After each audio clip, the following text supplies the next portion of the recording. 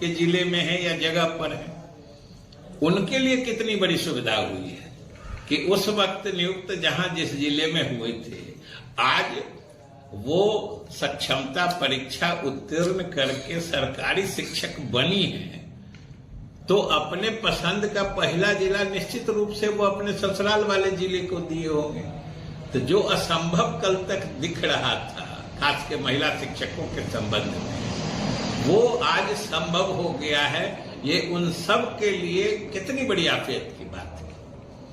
और आज हम समझते हैं कि जो हमारे नियोजित शिक्षक हैं वो जरूर समझ रहे होंगे कि उनका नियोजित शिक्षक से सरकारी शिक्षक के श्रेणी में ले आए सरकार ने, और दूसरा इस पारदर्शी तरीके से, इस नियमित तरीके से यह कार्य संपन्न किया गया है कि किसी को इससे न कोई शिकायत है, न कोई इसको चुनौती दे सकता है।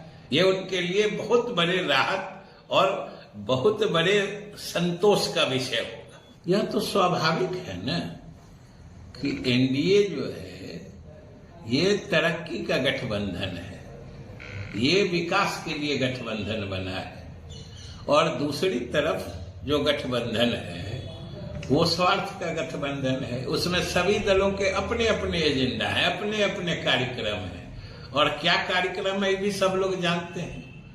एक भी तो उसमें कानूनी दृष्टिकोण से बेदाग पार्टी है नहीं।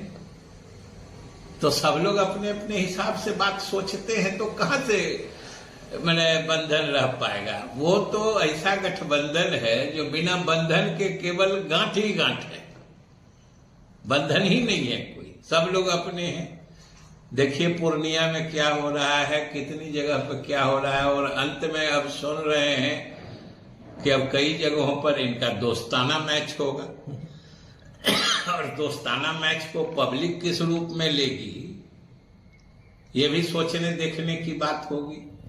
तो इनका अगर गठबंधन या सहमति नहीं बन रही है तो ये कोई हैरानी की बात नहीं है, ये संभावित था, क्योंकि इनके गठबंधन में तो अपने अपने स्वार्थ के लिए लोग काम कर रहे हैं।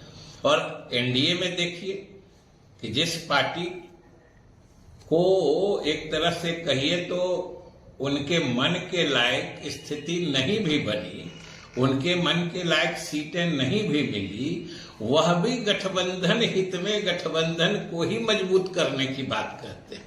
तो बंधन की मानसिकता तो इसको न कहते हैं कि एक सीट मेरे मन का नहीं मिला तो हम चले। तो ये सबने देखा और दिखाया कि राष्ट्रपति महोदया द्वारा कर्पूरी जी को भारत रत्न विधिवत प्रदान किया गया। ये हम सभी बिहार वासियों के लिए गर्व की बात है, और हम लोग इसके लिए विशेष रूप से प्रधानमंत्री जी और केंद्र सरकार को धन्यवाद देते हैं और आभार प्रकट करते हैं। उसके साथ ही आज जो सरकार ने नियोजित शिक्षकों से वादा किया था कि उनको सरकारी शिक्षक हम बनाएंगे, एक परीक्षा लेंगे और वह परीक्षा अधिक कठिन नहीं होगी, और फिर ये लोग नियोजित शिक्षक से सरकारी शिक्षक के श्रेणी में आ जाएंगे।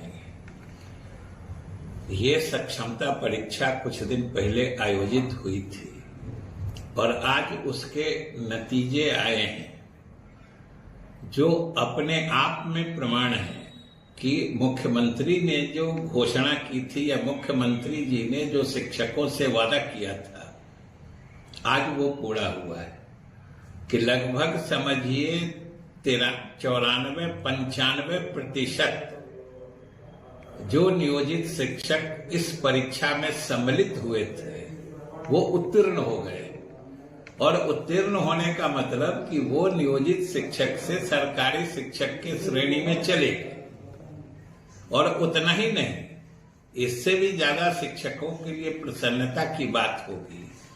जो भ्रम या डर उन्हें लग रहा था कि जिलों के पसंद के बारे में कि किस जिले में उनकी सेवा दे दी जाएगी, तो यह भी हम लोगों को सरकार की तरफ से बताते हुए प्रसन्नता हो रही है। और आज तो सब शिक्षक जान चुके हैं कि अधिकांश शिक्षकों को, उसमें भी 90% से ऊपर हैं जिनको अपने पसंद का प्रथम जिला मिल गया है, और लगभग सभी शिक्षकों को अपने पसंद का कोई न कोई जिला मिल गया है, जो 3 जिलों का पसंद उन्होंने किया था।